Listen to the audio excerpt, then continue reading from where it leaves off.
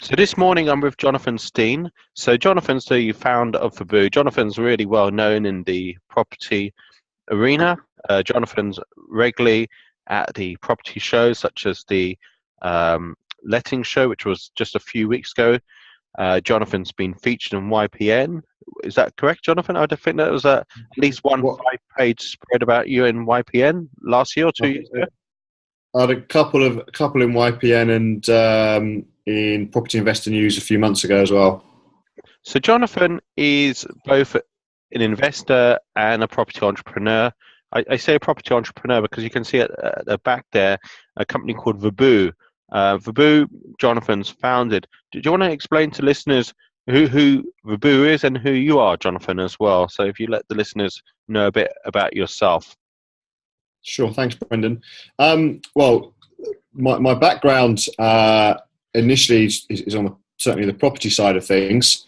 Built up a buy-to-let portfolio alongside my corporate career, and in 2013 decided to move full-time in property, and moved more into the trading side of things and adding value to property, which I still do, as well as developments and various other strategies to make money out of flipping property.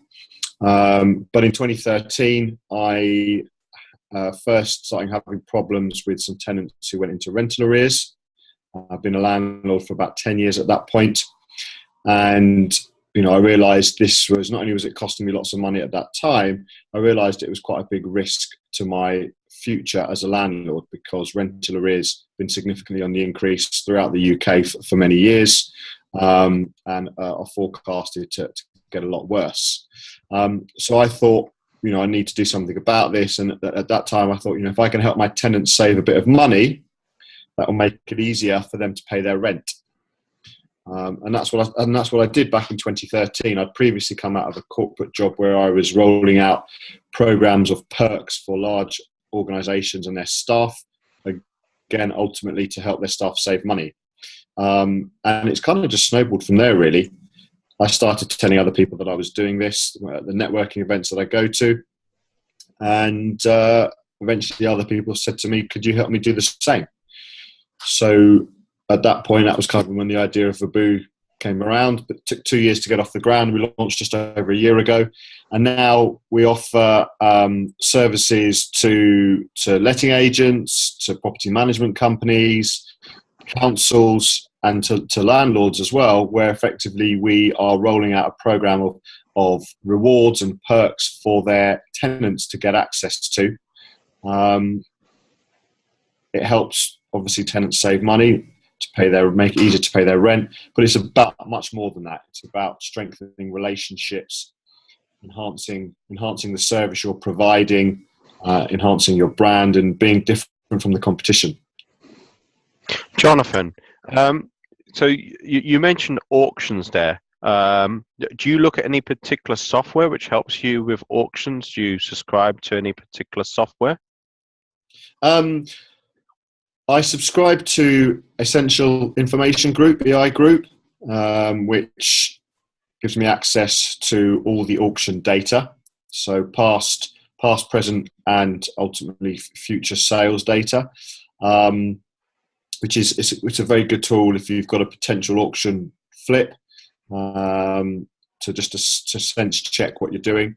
That would be one tool that I would, I've been subscribing to for a good few years now. Sure. And you mentioned it a good few years, and you've been investing both in London and also in Bristol. I think you said for the last 10 plus years. Where do you see yourself going in the next few years, both with Fabu and both as a private investor as well? So with the property side of things, I love doing the auction trading. It's great fun. So I can't ever see myself stopping that one, even if it's a small opportunity. If I can buy at the right price and do a quick flip, where the funds are in and out of my account in no more than 2 months, typically 3 at the most, I would always look for those opportunities. However, also been doing developments for the last couple of years, primarily of large units into smaller units, so flats, apartments, and at the moment I have a planning application in process for a 9-unit new build down near Lewisham in South London, and I also have a planning application in process for a terraced house not far from where I live, which would be two-bedroom flats. So going forward, I kind of want to continue on that journey, but each deal I want to be doing bigger and better things. So prior to the 9 units, the development I recently finished in Croydon was 4 flats. So what I'd actually quite like to do is each development I move on to needs to be bigger than the last. If it can be twice the size, brilliant. Mm-hmm. Am I right in saying this 9-unit is classed as new build in sense that it's ground up, or is it a refurb as such, Jonathan, this 9-unit development? No, it's a complete new build. It's currently a bungalow on the site. There is potentially the opportunity, once we get planning permission, to try and buy properties next door, which it's a nice. The bungalow's on a plot. To one side of the bungalow, you've already got a block of flats. To the other side, you've got 2 detached houses, which I know are not owner occupied. So if there's an opportunity to try and buy those houses, we could be looking at a much bigger development down the line. So we'll see where that goes. But currently, yes, it's a new build opportunity. And in terms of this year, it's been a fascinating year. Certainly different to what I was expecting, particularly with Brexit and also other government action as well. So has it changed how you look at the market or your purchasing criteria specifically? It's a very interesting point, actually, because you kind of asked in the previous question about 5 years' time. And obviously, I'm also running Verboo, which I founded just over 12 months ago. So over the next 5 years, we're looking to build that and have significant partners on board. So partners being primarily letting agents throughout the UK. And we want to get in the region of 300,000 tenants using the site. That's kind of the plan over the next 4 to 5 years with that.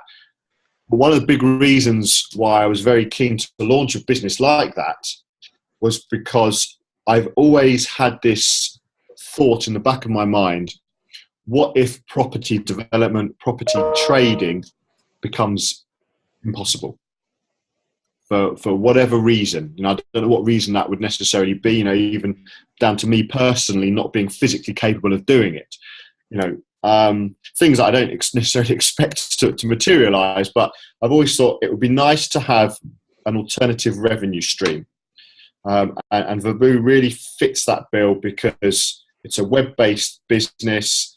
It's not about bricks and mortar, but it's working in the same arena that I've been in for the last, full-time for the last nearly coming up to 4 years, but in general about 15 plus years now. So Brexit, has reinforced my thinking in some respects, because we don't know what's going to happen. I have been affected by it. I had a flat that was going through the sales process prior to Brexit. It was on the market at offers over 400,000. Unfortunately, the 2 buyers, it was on under offer twice. Both buyers ultimately fell through because they didn't really have the funds to actually buy the property in the first place. Leading up to the Brexit vote, I reluctantly accepted an offer of 385 for the property. However, the valuation survey didn't take place until about 10 days after the vote. There's plenty of comparables at 385. However, the surveyor downvalued it to 350. Brendan, there's quite a bit of noise. Can you hear that? Yeah, I can hear that. It's only just happened in the last minute or two, Jonathan. But let's continue for the next minute or two and see what the noise is and see if we can continue for the next minute. Okay. So so this flat, it got downvalued. Sorry about that. It got downvalued by £35,000, and after doing some digging, we found out that the surveyor had been told by the lender, which was Woolwich, to downvalue 10% as a result of the vote.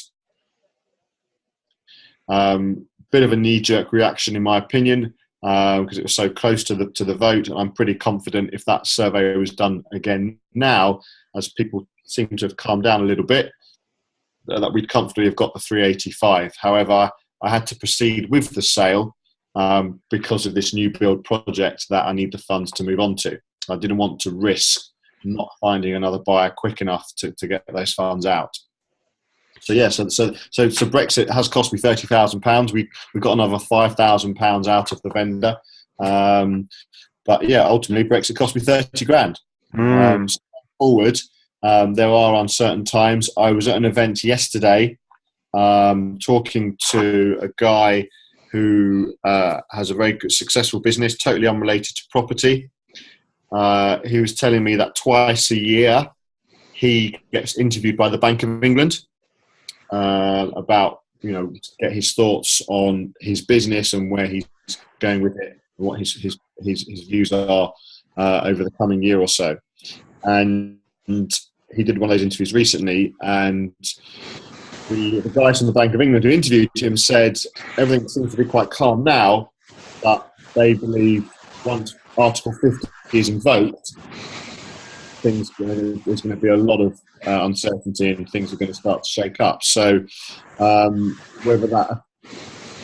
that affects the property market obviously remains to be seen. It's going to obviously affect it somehow, but I think as long as you have the right exit strategies in place, then most opportunities should still be viable. Certainly, with the way I analyse my deals, that is the case. Jonathan, I just want to focus. That's interesting to hear that, because I have to admit I didn't know that's what the Bank of England do.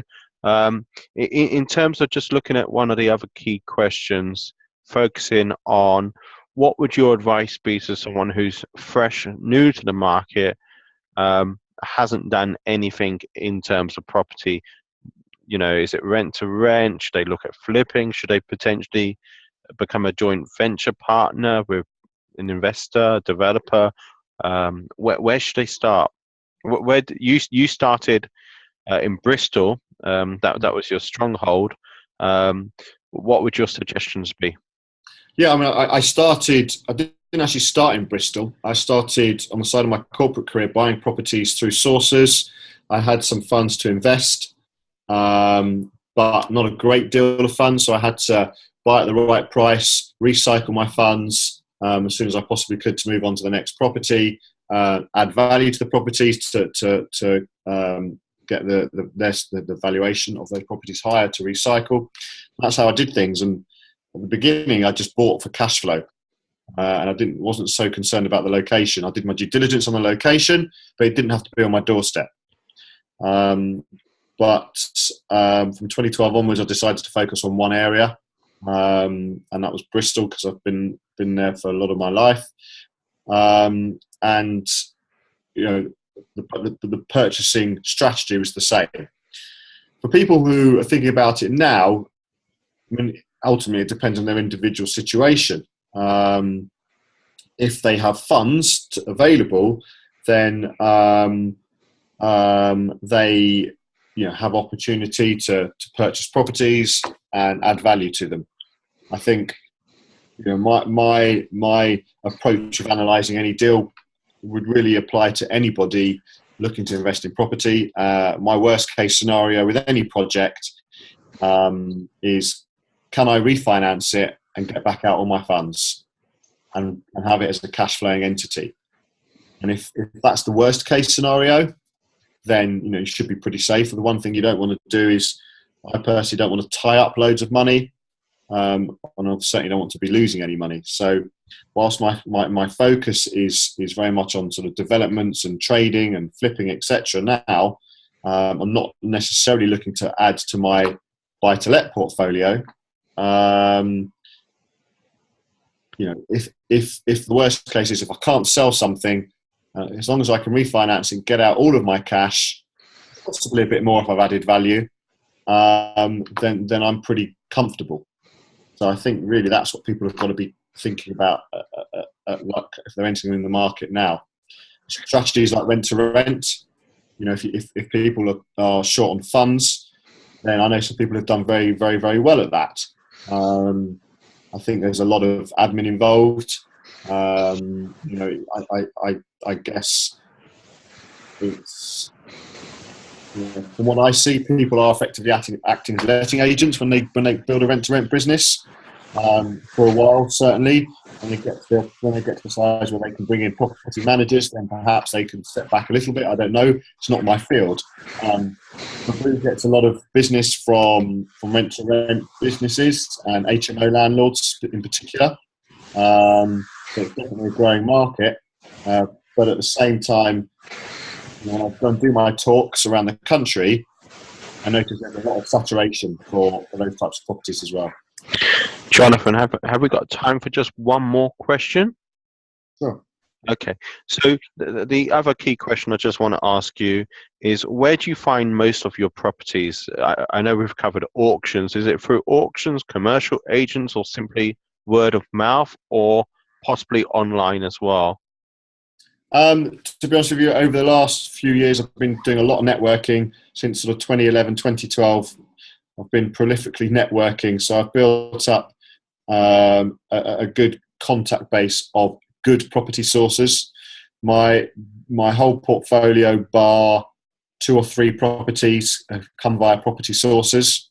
So I have no issue paying sources their fees if they're doing a good job. But other than sources, to be honest, estate agents, building relationships with estate agents. Auctions, I don't really look to buy in auction. Okay. I look to primarily sell in auction. That said, I have bought in auction when the opportunity has arisen. The things I tend to buy are often the things that nobody else wants. Makes it a bit easier. Sure.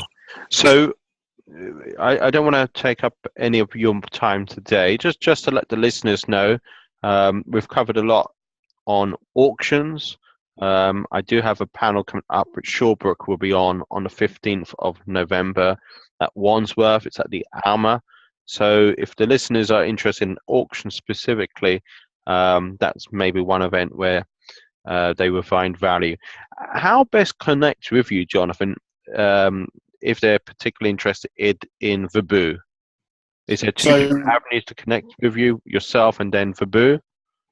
Yeah, I mean, firstly, if they want to come and see us, we're exhibiting at the Property Investor Show at Excel on the 7th and 8th of October next week. So it'd be great to see people come up at the stand there. People can go to vabu.co.uk, where actually they can sign up to our landlord club for free and start looking at the suppliers that we have on the site there who are offering our members generous discounts. The free version will not include the sort of the bigger retailers. That comes with the paid for version of the service.